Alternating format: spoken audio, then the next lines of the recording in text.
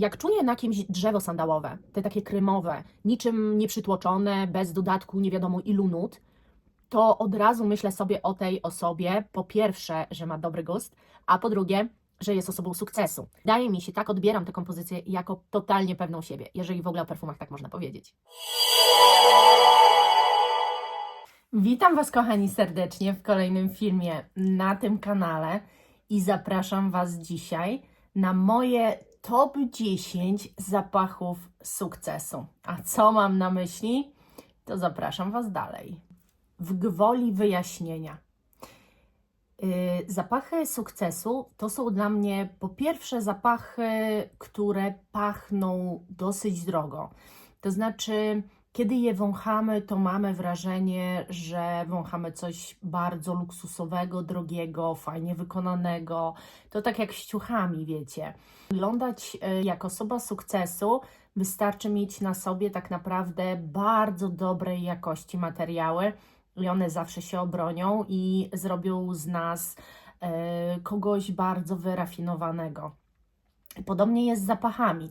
Z zapachami też jest tak, że żeby pachnieć jak osoba sukcesu, zapach, który pachnie sukcesem wręcz, to moim zdaniem musi się na to składać i składnikowość tych perfum oraz sama też kompozycja. No i o takich Wam dzisiaj opowiem.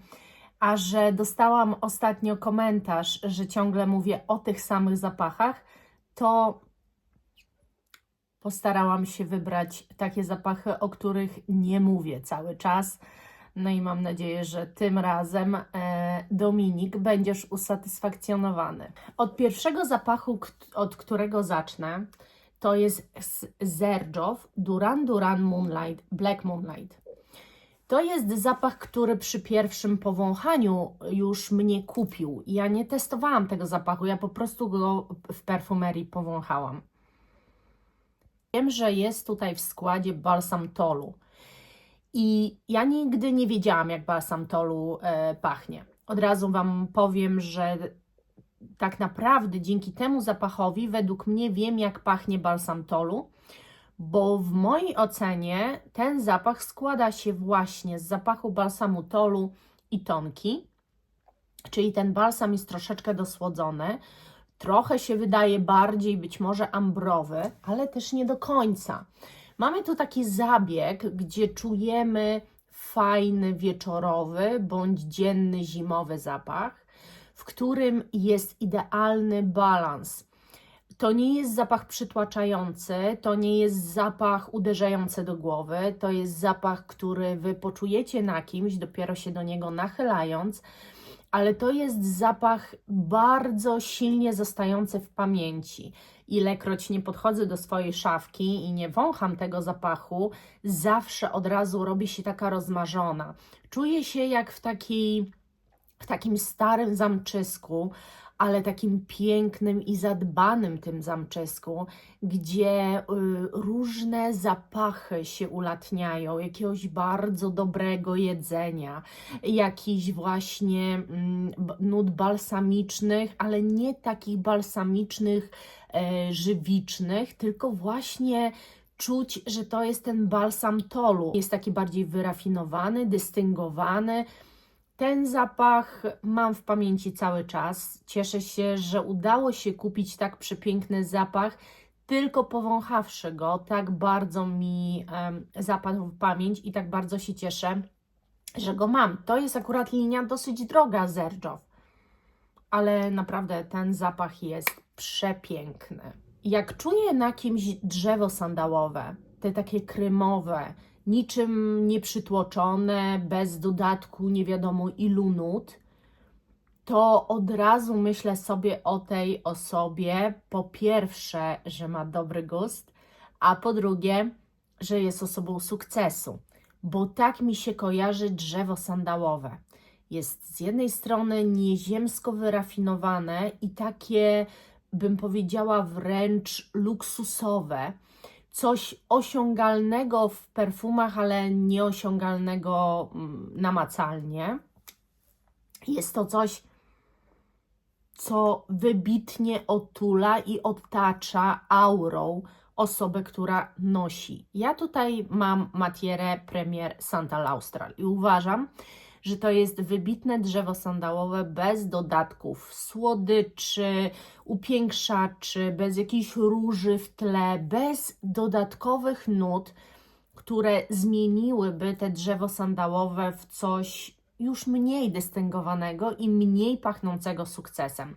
Dla mnie drzewo sandałowe równa się sukces. Nie wiem, dlaczego tak jest. To jest moje oczywiście subiektywne zdanie, ale za każdym razem, słuchajcie, kiedy myślę o tym zapachu i myślę o tym, żeby go ubrać, to sobie właśnie myślę, że muszę być do tego ubrana odpowiednio, mieć naturalne tkaniny na sobie, że to nie jest taki zapach zapaszek. To jest wykwintny zapach drzewa sandałowego, w mojej ocenie. Chciałabym z Wami przejść teraz do wanilii, bo wanilia, jeżeli kochacie wanilię, to większość wanilii wcale nie pachnie sukcesem. Na ogół wanilia jest podawana dosyć na słodko. Fajnie też, kiedy ten zapach jest dopełnieniem stylizacji. Na ogół nasze ubrania nie brzmią słodko, musicie przyznać. Dlatego wzięłam wanilię, która jest Vanilla Factory od Bibbi i która to wanilia nie jest wanilią w mojej ocenie słodką. Jest dosyć pudrową, troszkę gdzieś w tle pieprzną. Niezwykle, naprawdę niezwykle pachnie drogo. Ten zapach to jest zapach idealny właśnie do tych takich naturalnych materiałów. To jest zapach, który pięknie dopełni stylizacji, który pięknie dopełni właśnie tej takiej eleganckiej, a jednocześnie bijącej sukcesem stylizacji. Naprawdę, dla mnie za każdym razem jak wącham ten zapach, czy mam go na sobie, to mam wrażenie sukcesu, czuję się jak kobieta sukcesu. Przepiękna wanilia. Muszę Wam teraz powiedzieć o być może zaskakującym zapachu, ale za każdym razem, kiedy jestem w niego ubrana, czuję się dosyć wyjątkowo. Myślę, że osoby sukcesu potrafią cały czas czuć się wyjątkowo. Sukces daje nam pewną energię i chcemy też tak się czuć, ubierając zapach. Ja muszę Wam powiedzieć, że być może Was zdziwię, ale Gallivant zapach Gdańsk dla mnie pachnie sukcesem przede wszystkim dlatego, że uważam, że nuty, które tu są wykorzystane, zostały wykorzystane w sposób niezwykle inteligentny. A żeby odnieść sukces, no to też trzeba pewnej inteligencji. Nie wystarczy same doświadczenie. Trzeba jeszcze coś ponadto, coś więcej. I ten zapach właśnie taki jest.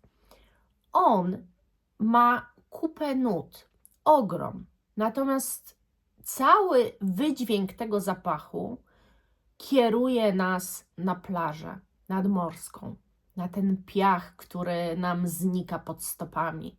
Mimo wszystko nie jest infantylny i jest podany w sposób suchy, za sprawą styraksa i na 100% za sprawą skóry. Jest to zapach kompletnie niesłodki i nie ma tu żadnej propozycji słodkiej. Ja uważam, że ludzie sukcesu nie noszą za bardzo na sobie słodkości. Mogę się mylić, ale tak mi się wydaje.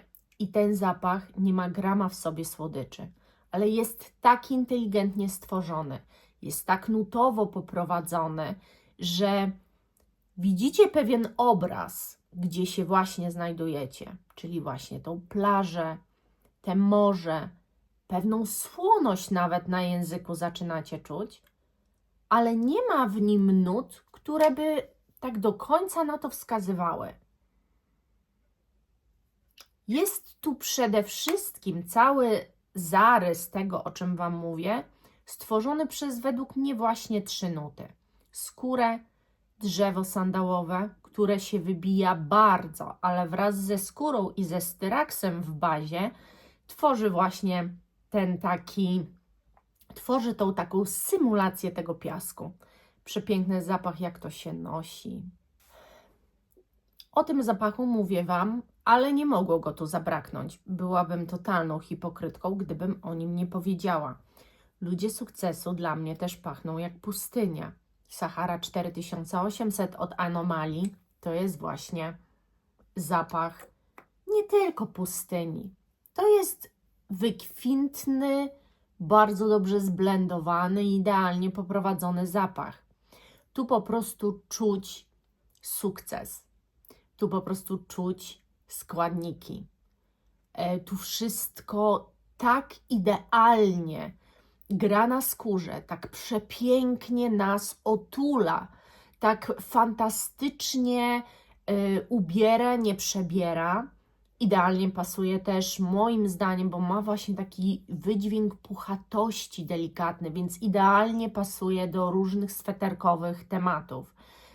Przepiękny zapach moim zdaniem sukcesu.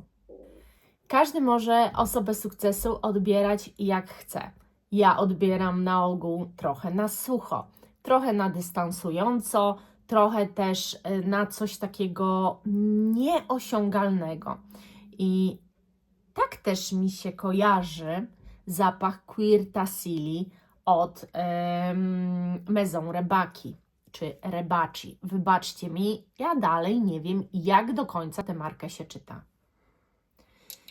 Dla mnie to jest fantastyczny, suchy, herbaciany zapach. Bardzo herbaciany, ale ta suchość, którą ja wyczuwam w tym zapachu, jest osiągnięta oczywiście skórą. Jak widzicie, składnik skóry w perfumach ma wiele funkcji i bardzo często się przydaje, żeby uzyskać jakieś takie dziwne obrazy przed oczami. Ten zapach z jednej strony jest dystansujący przez to, że to jest bardzo suchy wydźwięk zapachu. Więc podobnie możemy powiedzieć o Saharze i podobnie możemy powiedzieć o Galiwancie Gdańsk.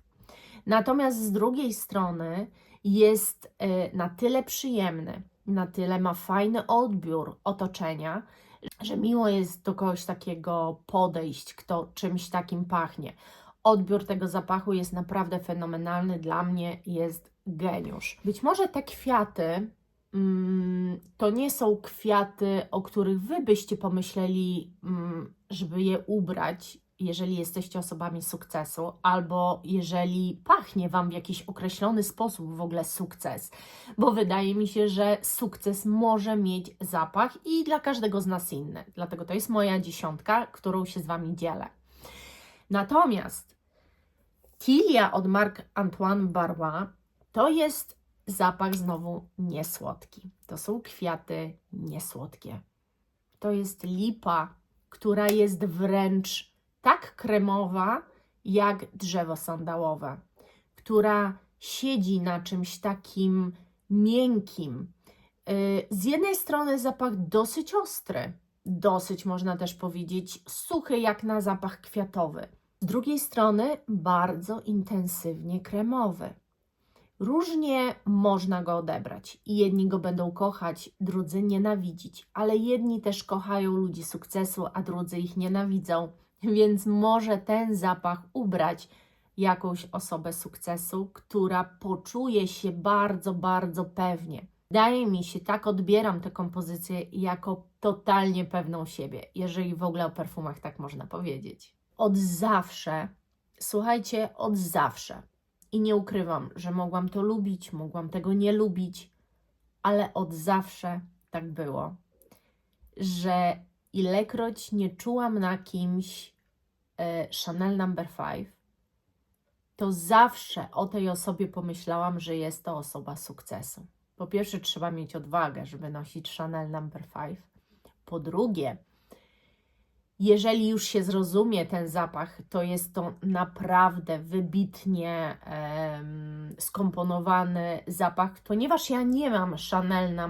5, a chciałabym Wam o tym zapachu powiedzieć, że w mojej ocenie jest to zapach osoby sukcesu, że ja widzę ten zapach na osobach sukcesu, że on mi bardzo silnie pasuje. no to powiem Wam o Amouage Dia 40. Możecie również, przepraszam Was za chrapanie pumby, możecie również znaleźć inne zapachy, które będą miały tak samo bądź bardzo podobnie podane aldehydy.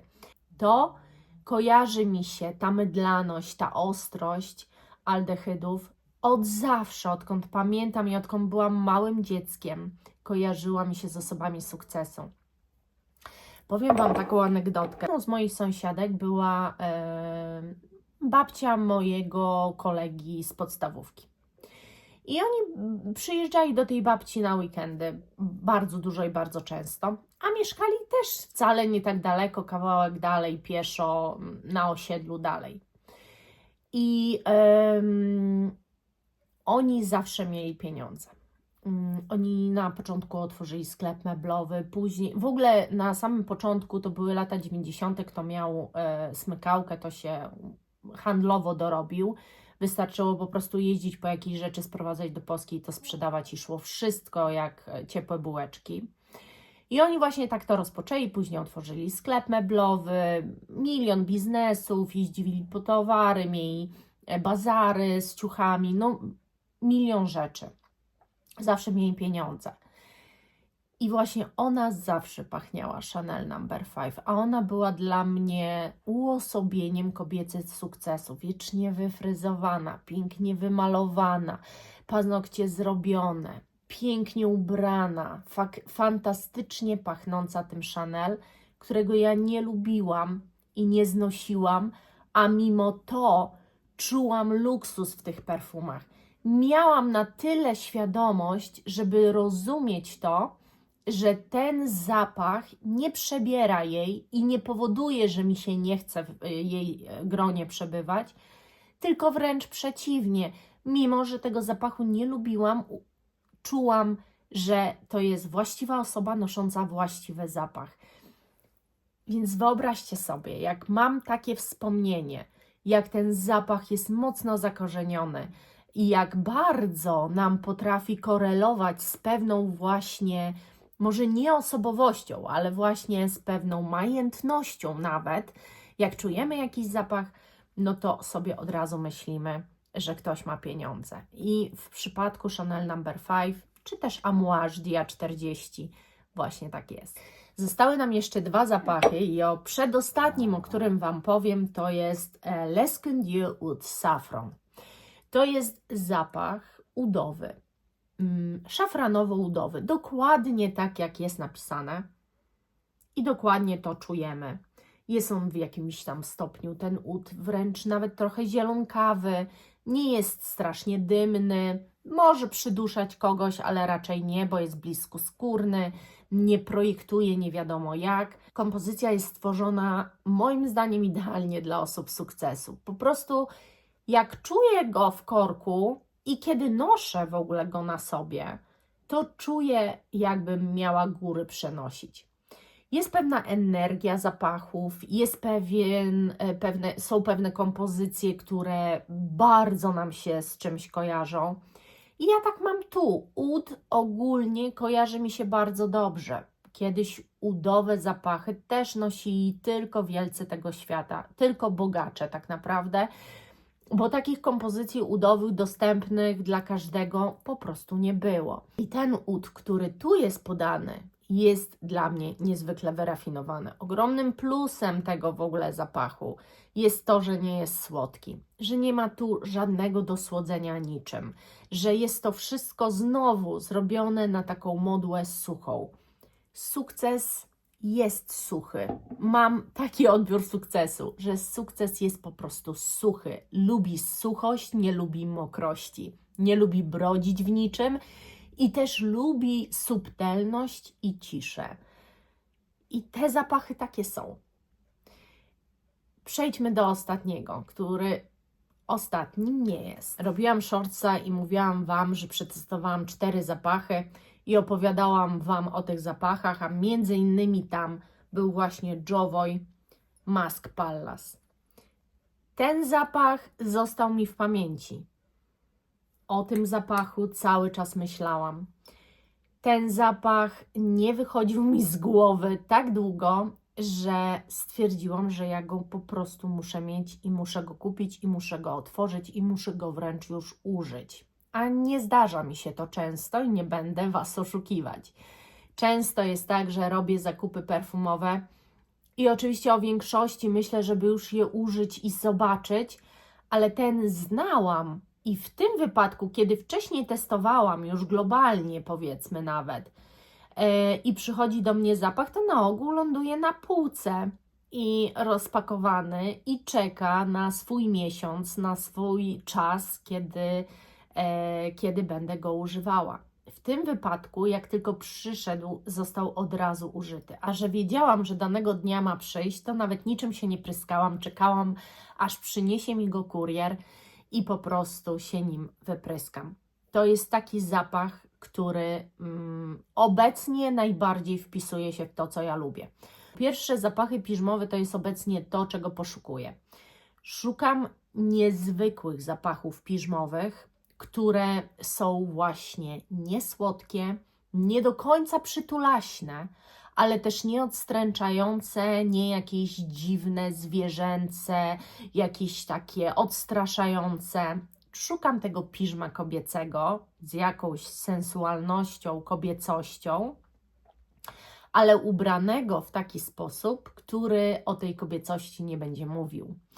I to jest taki zapach. To jest zapach piżmowy i dla mnie to jest zapach drzewa palisander, właśnie połączony z piżmem, bo tu jest pewien rodzaj drzewności. I teraz powiem Wam ciekawostkę. W tym zapachu nie ma grama drzewa.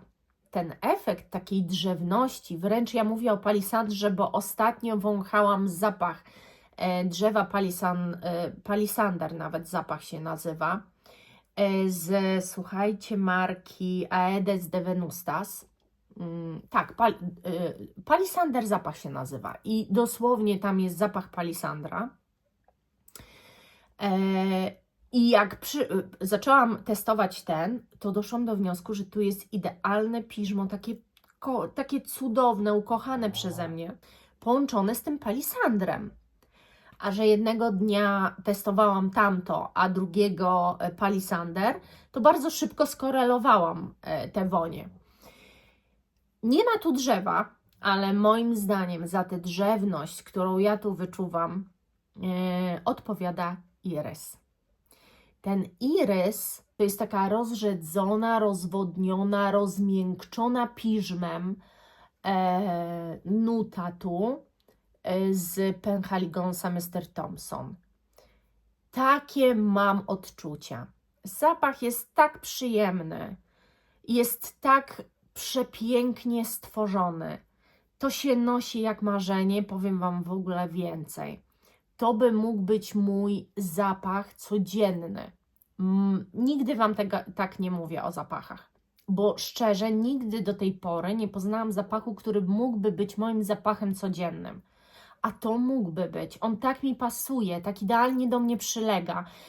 Nie mówię, że ja jestem osobą sukcesu, ale ponieważ tak bardzo mi ten zapach odpowiada, to gdyby ktoś tak pachniał, osoba sukcesu pachniała w taki sposób Jovoy Mask Palace, gwarantuję Wam, że moje myśli byłyby tylko, że to jest właśnie osoba sukcesu, bo tak jest stworzony ten zapach. Jest wyrafinowany, wykwintny, ma jakąś taką swoją aurę wręcz, trochę też nieosiągalny. Wydawało się, że czegoś takiego nie ma, albo że znamy już wszystko, a tak naprawdę nie znamy, jeżeli nie znaliśmy Jovoy.